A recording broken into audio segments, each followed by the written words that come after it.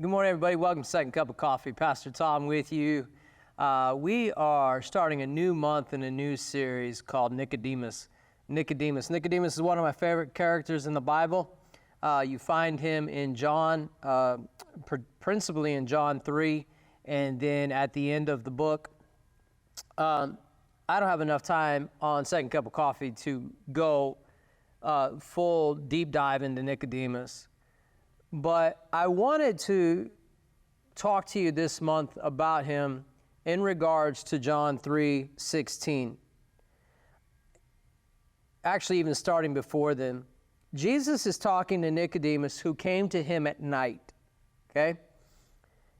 John 3:16 is a verse that most of you know and have known since you were in Sunday school. I don't know if you ever got this revelation. Maybe I'm late to the party and late for the bus. I don't know. But it just dawned on me today, or the Holy Spirit spoke to me today. I'm not entirely sure which one. Nicodemus, a Pharisee, who saw something in Jesus, didn't know quite what it was, but was interested enough to come and find out what it was the first person to hear John 3:16.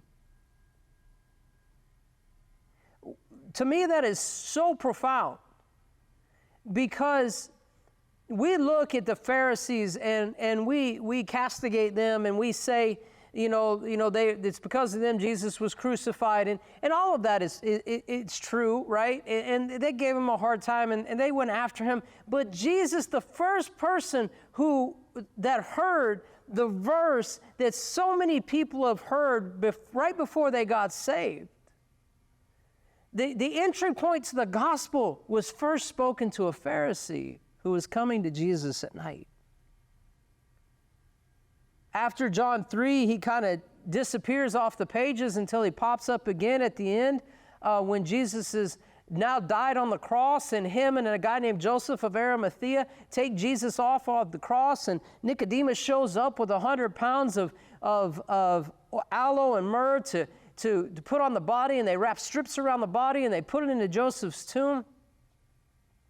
And the guy who would only come at night because he wasn't sure and he didn't want to be seen and he didn't want his Pharisee buddies to know what he was doing is now taking Jesus off the cross and making sure that his body, lifeless body, is taken care of before the Passover and at the time of preparation, and he's doing these things.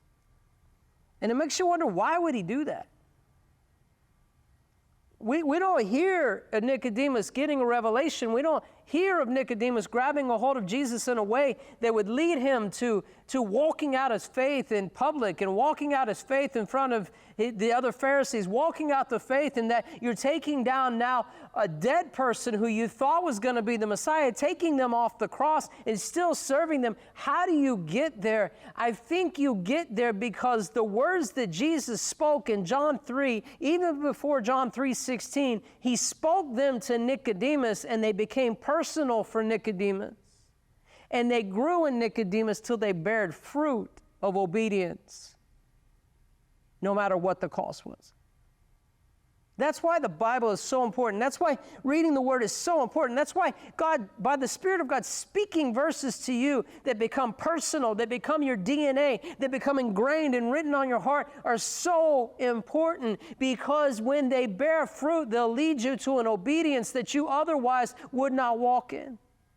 Oh, so powerful. Because if you read down beyond 17, he says, "For God did not send his Son into the world to condemn the world, but that the world through him might be saved." So he's prophesying salvation. He's speaking. He's sowing the seed of salvation into Nicodemus.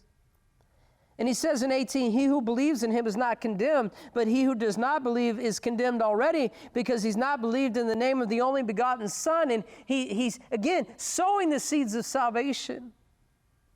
You go all the way down, or you keep going, Verse 19, "And this is the condemnation, that the light came into the world, and men loved darkness rather than light, because their deeds were evil. For everyone practicing evil hates the light and does not come to the light, lest his deeds should be exposed. But he who does the truth comes to the light, that his deeds may be clearly seen, that they have been done in God. Why did Nicodemus take Jesus off the cross when he would only begin to come to him at night, and yet in front of all of his friends potentially he was taking him off the cross? Why would he do that? Because a seed of revelation took root and bare fruit. And he said, you know, I came to Jesus at night, but I'm not going to be one of the lovers of night trying to hide my wickedness. I'm going to be seen clearly in the day, that my deeds would be clearly seen, that they have been done in God. What I do, even in front of these Pharisees, though it may cost me everything, I'm doing it in God, for God, because I love God. Man, that's powerful. That's the Jesus I serve. That's the Jesus I love. Because the first person heard John 3:16 was a Pharisee. It's amazing stuff. That meant something to you. I hope you share it. Wherever you find us, we appreciate it. We love you, and we'll talk to you soon.